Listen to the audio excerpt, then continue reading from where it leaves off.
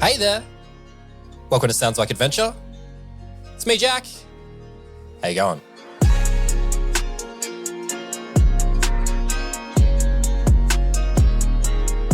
Sounds Like Adventure is a fully independent Australian actual play podcast, and you have tuned into Space Like Adventure. This is our current campaign, and it's a sci-fi campaign set in the world of the Expanse.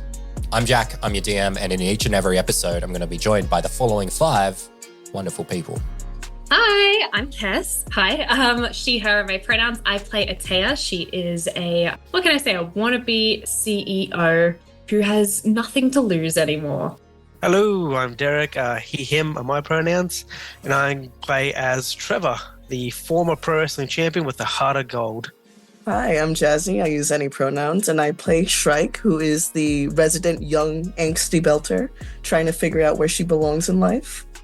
Hi, my name's Arlo. I use he, him pronouns, and I'm playing as Flint Bancroft, a former Martian naval officer with severe daddy issues. Hi, I'm Jacob, he, him pronouns, and I play Mo, former beat cop and current drunken mess. And me, I'm Jack, of course, the DM of this campaign, and my pronouns are he, him, and I play everyone else. So now you know who we are. Let's get into the real story. This is Space Like Adventure, a Sounds Like Adventure actual play all about a ragtag group of misfits overcoming their corporate overlords in the Expanse.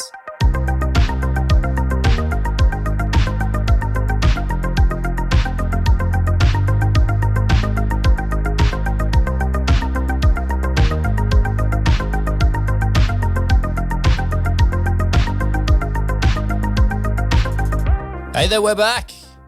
It's another episode of Space Like Adventure. Hey, it's me, Jack. How you going? It is our third last episode of the year, and that means we're only 3 episodes away from the end of Chapter 1 of Space Like Adventure. Join us on Twitch Thursday this week for the final live stream of the year. You do not want to miss this one. But today's episode.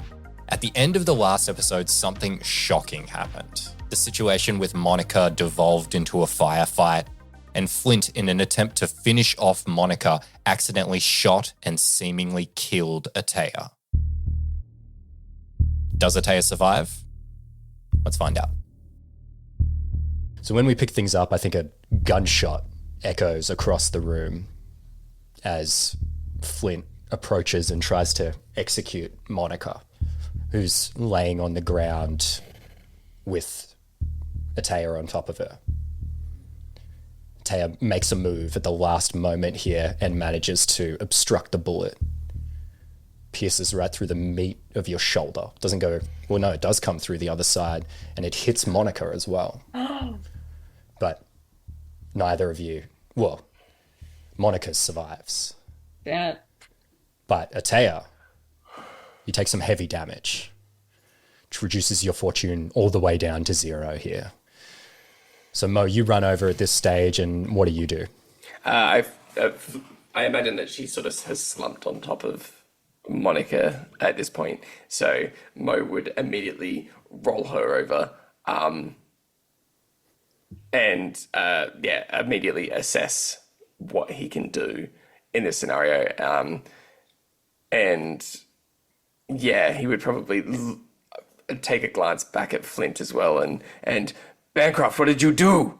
So I think, as the shot rings out, and I guess the realization of what Flint's done kind of sets into effect, I'd like to think that momentarily Flint's vision just fades to white. He momentarily fades back into an old memory of sorts. And he finds himself in the escape pod of the Red Horizon as the crackle of communications chimes in through his helmet.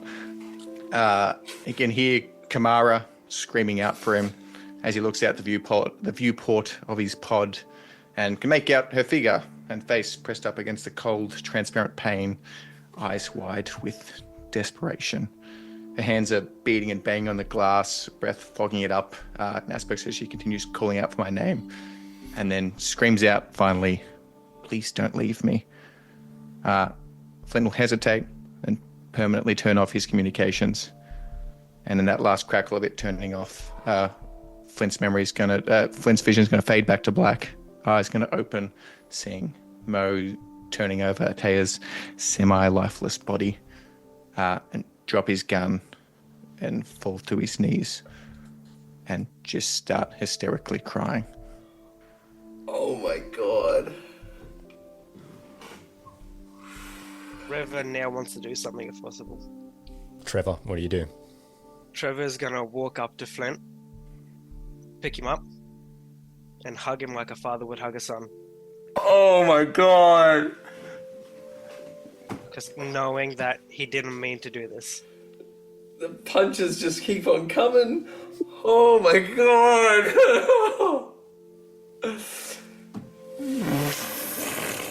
Say nothing and just hug. Oh my god! I think Flint will fall. He will limp in your arms. He can't. There's no strength there. So you're just holding him in there. Is there a roll or anything I can do to I guess stabilize Atea at this point, or at least assess? Well, let's just go around all the way around and see what everyone's doing. Yeah. Shrek, do you do anything? Oh man, I was hoping you guys would forget about it.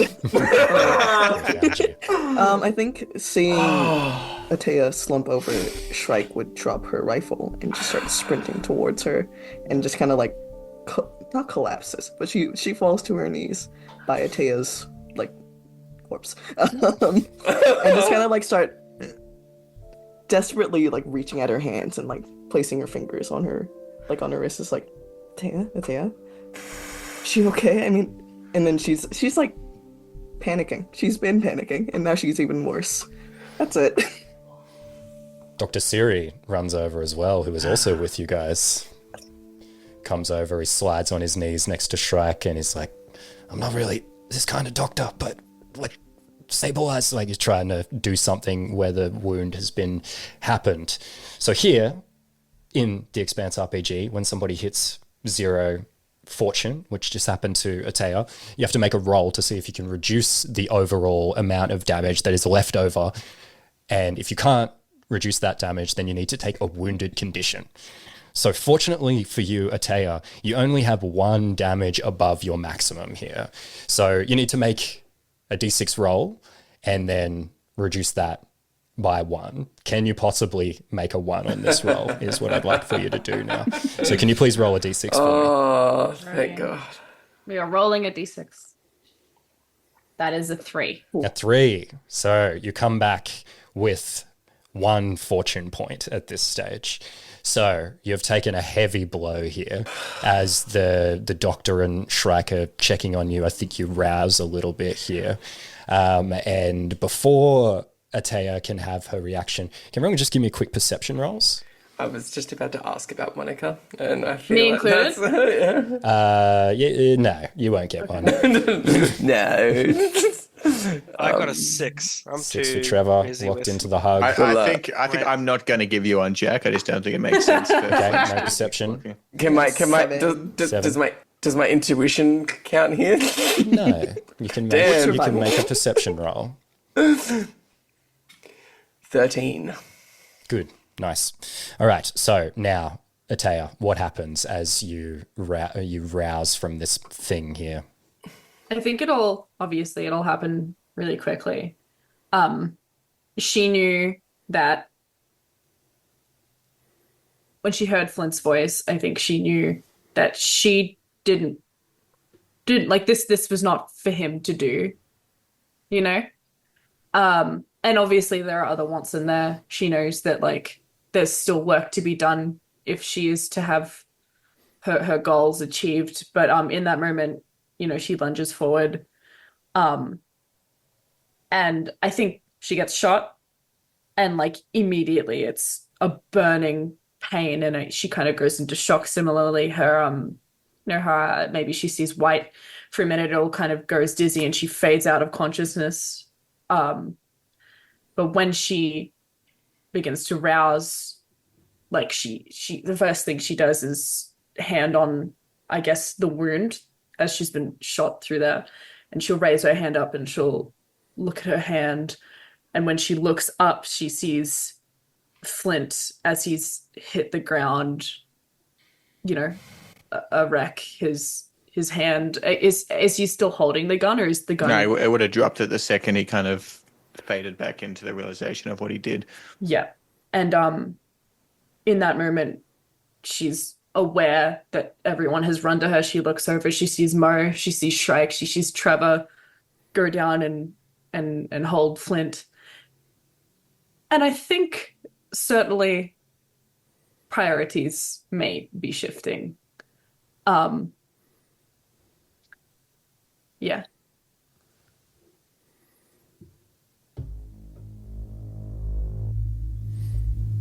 So everyone with their perception rolls that they made before are totally locked into what's happening. Everyone except Mo, who notices out of the corner of your eye that Monica has stood up. And she's standing just a ways away from everyone with a pistol pointed directly at Atea. What are you going to do, Mo? I think Mo would charge her.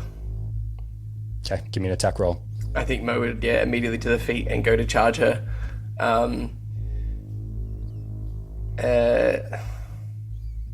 13. That will hit.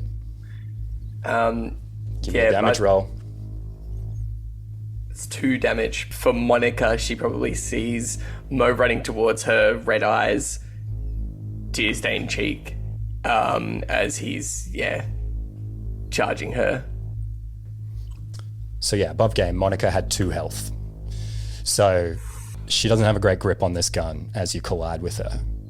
She slips and the gun falls and it fires up into her head. She dies in this moment. Oh my god. I really didn't want that to be lethal. Oh. That's karma.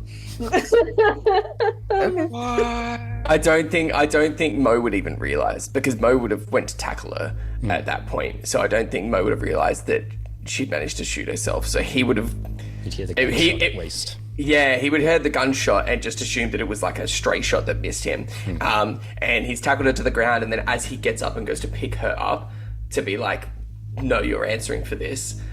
He probably even says that he's like, "No, you're answering for this." And as he picks her up, realizes that she's dead. Just like the wound straight through the bottom of the jaw straight up, so it's just a gaping wound when you look at her. And I think you also, I think it's almost a dead replication of like what just happened with Flint, where instead of the gun dropping, it's Monica just dropping to the floor and Mo drops to his knees there as well. So all that happens. You guys have this incredible firefight where you just annihilate everybody, but still come out of this situation quite a bit worse for wear than you went into it. In addition to that, the revelations that came out of this conversation still hang thick in the air. You all found out that Atea has been sending messages to Pope Industries to keep them appraised of your movements this entire time. And Mo, you found out that it was Atea being framed that caused you to lose your job and your whole life to explode. Then you witnessed Flint accidentally shoot Atea in this moment. So considering all these things, what's going through Mo's mind at this stage? I think for Mo didn't have a home before this crew. He was aimless. He was a drunken mess. And he has found a new home. He's found a new world in these four people. And to watch, I think, a fair chunk of that be ripped apart, watching Flint in his descent, watching Atea in a literal life or death situation, and having that gutted moment of Atea gone. And then I think low on the priorities at the moment, but watching Shrike's innocence disappear as she's just killed someone as well, would all have just hit Mo like a ton of bricks. And I think that, yeah, this is not a good place for Mo right now. Flint, what's going through your mind? I think Flint's really fallen deeply into Trevor's arms in the moment. It's the hug that he never knew he was missing. That it does feel paternal. I think in that, as he embraces and tries to pull himself together, he's got military background. He's not meant to be upset. But he'll linger longer than he never thought he would have, and he'll probably stop for a moment in that and separate himself from Trevor, and just look up to his giant form. Trevor, I don't know who I am anymore. So, what do you need me to be? Trevor's gonna look down. Eric, so we're family now. There's a single tear rolls down his face at that, and he's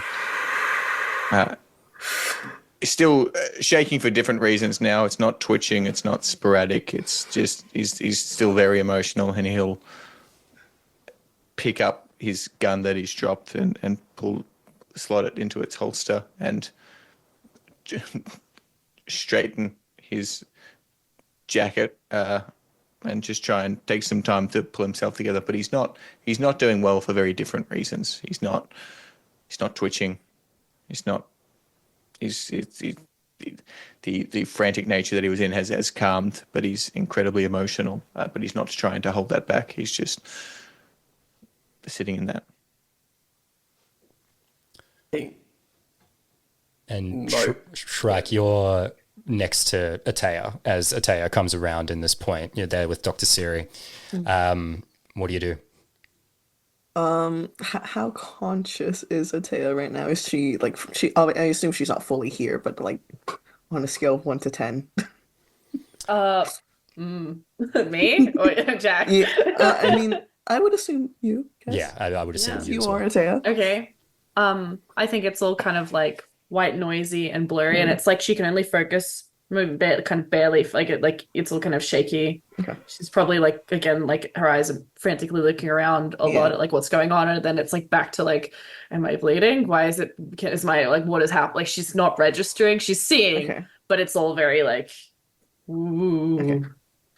I think when she takes her hand and looks at her bloody hand, Shrike reaches and like holds her hand in hers and brings her bloody hand to her chest and goes, Atea, how are you feeling? Are you okay? And then obviously you might not notice it, but her eyes are like welling up a lot and her voice is getting really shaky. And she goes, God, I need you to be okay so bad. Are you okay? And then she's gonna, obviously you don't have to answer, but I think all that you'll hear from Atea is she'll squeeze your hand in response. Okay. That's all Shrek will be doing. Stop it, I love them Cool, Stop, getting like, emotive here. I love this. this close to like tonight. So Trevor, you've got the first aid kit. You've had your embrace with Flint at this stage. I think the rest of you, if you haven't noticed already, would probably notice that Atea is coming around at this stage. Yep. So Trevor, are you approaching with the first aid kit and are you trying to help out? Yeah. I think Dr. Siri helps you out a little bit as well. As he said, he's not that kind of doctor, so it's not really his area of expertise, but it's like, this is emotional right now and I feel like I don't really belong here, so I'm just going to try and help out. Is his approach. I think Mo would, like, you'd see him in the corner sort of take a deep breath, like you'd see those shoulders sort of rise and fall, and he would stand up and march towards Flint. And I think, like a man possessed, would both hands sort of scruff of the shirt and Flint up against the wall. And Bearcraft, these are the repercussions of your actions. This is the cause of it. This is why I've been in your way. This is why I've tried to stop you. Because of this. You're right, Mo. Oh, I know I am. And she better be okay. And I think he'd let you drop at that point. Like, he's not holding you up, but I think he'd let that shirt drop and he'd just walk away. So that happens. It's a tense moment. Everyone experiences it. But some time passes, and I think Matteo finishes getting patched up by Trevor and Dr. Matteo. And Matteo speaks up and he's like, yeah, like, seems like there's a lot to unpack here, guys. And yeah, like, stop me if you heard this before, but I'm not really that kind of doctor either. So I really want to make sure we find Franco still, though. So what do you say? You guys still with me? Because I'll go by myself if not. There's still a task at hand, so let's go get Franco. Can you walk, Ateo? I think Atea she hasn't said a word since it happened, and she certainly has not made eye contact with Flint. And she's like, her hair is kind of, she's looking down, her hair is like hung in front of her face, and she kind of looks up and meets Mo's eye and like gives like a solid, like a, not a solid nod, just like a kind of hesitant nod. And yeah, she'll stand up, and she was trying to hold a gun at Monica. Yeah. So I'm assuming she'll pick up that gun and just hold it, I guess. And she'll fall behind Mo. I think Mo would sort of like shoulder under to help you along. As I imagine walking is probably not super comfortable for you right now. Mm-hmm. And yeah, I say we walk our way into the special lab, or the high security. Yeah, high security lab. Yep. Great. So you guys make your way through the swipe code door that's in the room here. Flint uses the code that he has, the card that he has to open the door. And the door slides open, reveals a long corridor, and you guys hurriedly head down this corridor, and it eventually opens up into this larger room. It's deserted. Looks like it was left in a hurry. And, there's lab equipment that's been knocked over. There's glass that's been shattered. You guys make it into this room. What do you guys do? I think Mo would get Flint's attention, and he'd be like, I need you to scan the room. Check for threats. None elimination. Sure thing. Yeah, follow suit. Do that. Scan the room. Check if there's anyone in here. Great. You guys take a look around the room, and there's various screens and panels. Looks like people tried to purge what they were doing here before they left, because a lot of the screens are smashed. There's experiments that seem like they were destroyed. And at the far side of the room is two large double doors, and above those doors there's a sign that says testing area. If, swear to God, we walk in there and Franco's got grey eyes and stuff, man, I'm gonna... You're so evil. All right. Yeah, I think that Mo and I'm assuming there's Trevor, a... do you want to take point? And I'll stay back with Shrike and Atea. Yeah, I don't think that's a good idea at all. I think you're coming with us. Trevor, do you want to stay back or do you want to go? I'd like to go. I reckon we'll leave our XO in charge here. You think the band that just shot one of us is the band to stay back? I think that you know what? We all go in together. Flint, you, me, we head in first to security check, and Mo will take position at the door, ready to like sort of breach position at the door. But I'll take the opposite side of the door to you and breach position. He would have I want to specify I'm holding Shrike's hand. And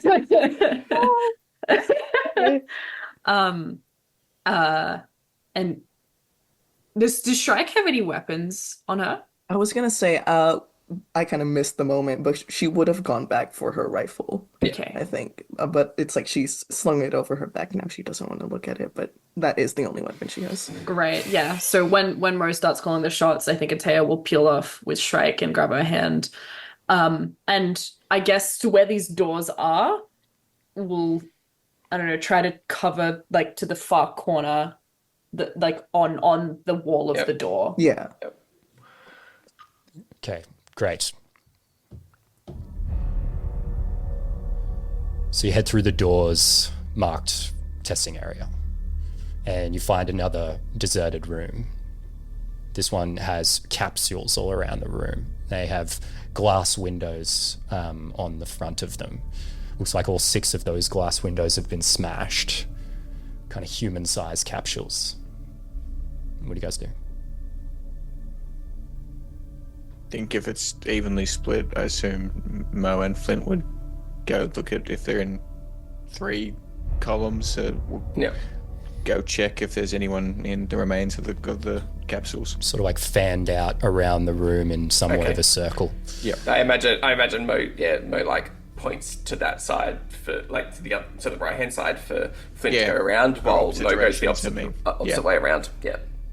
Okay, great. So you approach one of the capsules. As I said, you see it's about the size of an average human. And the glass window in the front conceals like a chamber that's on the inside. And through the smash window, you see that inside each of these chambers is a dead belter. What do you guys do? Can I check? Have we seen a picture of Franco? We have, haven't we?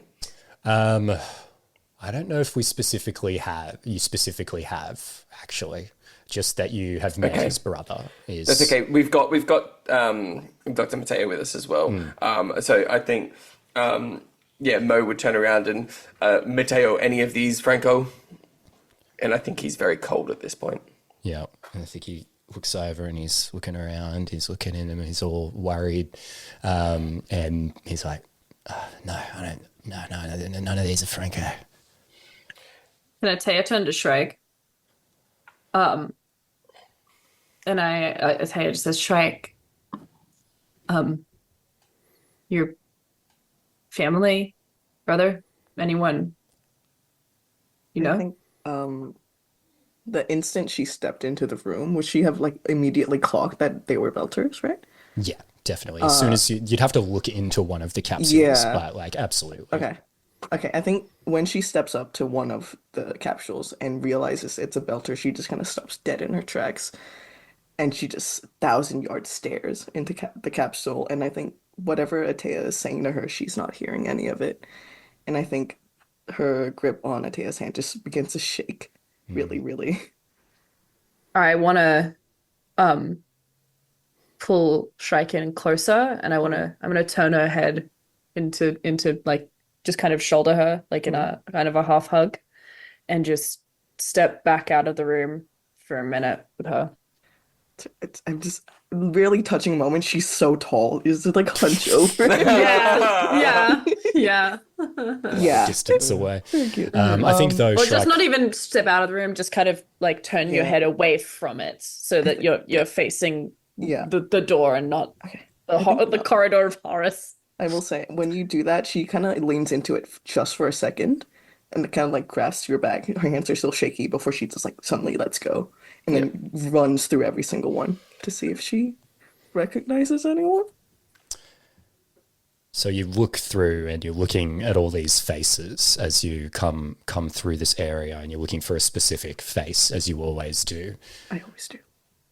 So you sort of flash back to this moment when you went through that list of missing names and how there were these different associations with them, different surnames, different things you would remember, things that reminded you of folks from the neighborhood type of thing. And you go through this and all those faces do the same things again.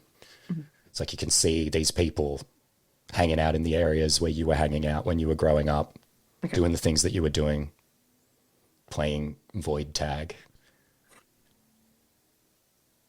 But she's not there. Fair enough. That's fine. I think when she reaches that 6 capsule, she just kind of like stands back and then just kind of like slowly nods. But she doesn't do much other than that. Okay. She kind of stands at that capsule, just staring. Are there any other exits from this room? No. So as you're moving around the room, Shrike, and looking around at all these different places, you hear this kind of like shuffling sound of something being knocked over. And over in the corner, you notice that there's someone hiding. What do you do? Shrike notices this. Oh, Shrike, okay. Okay. She hears the shuffling and immediately reaches for the rifle and points at where the sound's coming from, but she doesn't shoot. It's just instinct. Dr. Siri runs over. Mm-hmm. He goes, Franco, is that you? Oh my god. Okay. And this young man cowers behind some boxes. His ragged clothing barely concealing his long limbs. He shakes in fear. Dr. Mateo speaks again. He says, Franco, that is you, mate. I'm glad to see you. And he starts approaching, and Franco screams and swipes at him. And he recoils away from Franco. He comes back to you. It's like, I caught a look at his eyes. They're not done. He hasn't had the procedure. He's clearly not in his right mind. We gotta calm him down some way. And he looks at Shrike. He's supposed to do. Okay, I think when she realizes it's Franco, she puts the rifle back and then she just kind of. God, what is she meant to do? She's not in her right mind. She slowly approaches and then stands there for a second before crouching down. And she's quiet for a moment before going, Bratna? Are you okay?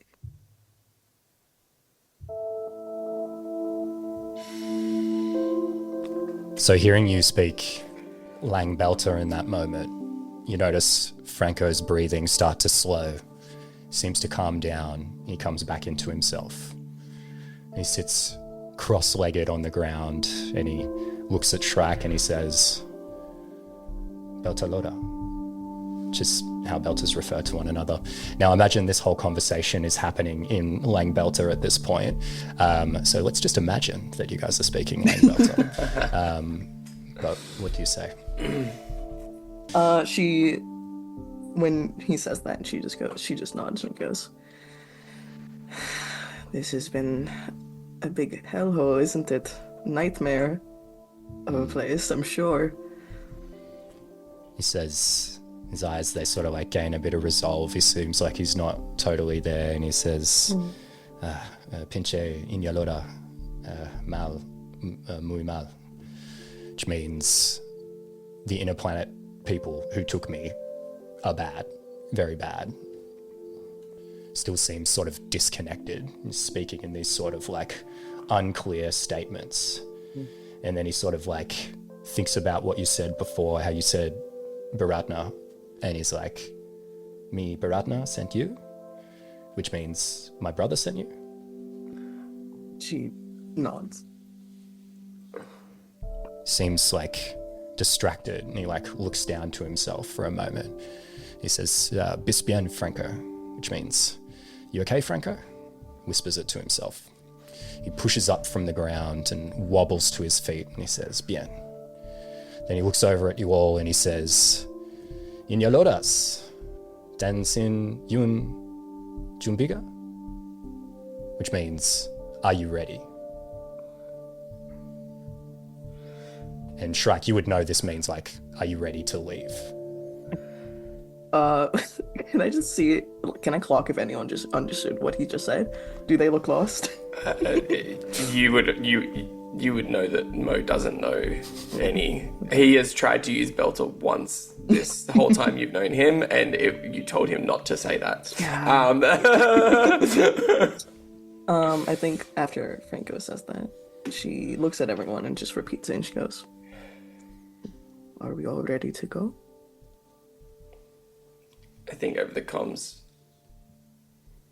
Mo Says, Mia, we're on our way out. Are you ready? Mia clocks back in. She's like, I'm trying to find a ship. The ship was blown up. I'm still looking for something for us to fly out of here. So I think I'm seeing something in the system about a ship docked underneath the asteroid. So I'm going to try and get to that. So if you see if you can find me or something, and I'll come back to you. Okay. We'll try and meet you there. We'll find our way. And at this point, you guys notice that there's actually a large screen hanging above you guys on a wall. And the reason you notice it right now is because it clicks on. And standing, with their head obscured, just out of frame, is a man in like a perfectly crisp suit. Like unbelievably crisp. Probably the most expensive suit any of you have ever seen. And he sits down. You see the crisply cut, thick hair. You see magnificent white teeth. A face perfect in every way, physically. A face that everyone in the solar system would recognize. Sebastian Pope says, well, well, well. If it isn't the biggest batch of dumb, stupid brains this side of the solar system. And that is where we're going to end it.